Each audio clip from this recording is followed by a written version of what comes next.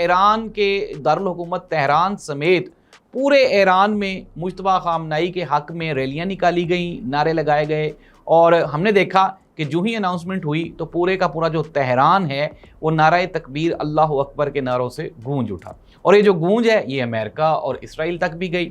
Donald Trump خاص سے ناراض دکھائی دیے۔ ڈونلڈ ٹرمپ نے مختلف مقامات پہ کہا کہ نئے جو سپریم لیڈر ہیں ان کو ہم نہیں مانتے، کیونکہ ہم یہ چاہتے ہیں کہ ہم سے بھی مشاورت ہوتی۔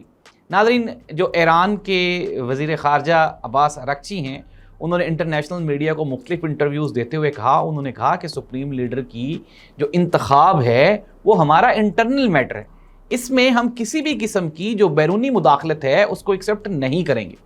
ناظرین، اس کے ساتھ ہی ساتھ جو اسپیکر ایران اسمبلی ہیں انہوں نے بھی اس معاملے کو پرسنل میٹر قرار دیتے ہوئے یہ کہا کہ مجتبیٰ خامنہئی کا جو انتخاب ہے وہ ایران کا ذاتی معاملہ ہے، اس میں امریکہ یا اسرائیل سے بالکل بھی مشاورت نہیں لی جا سکتی۔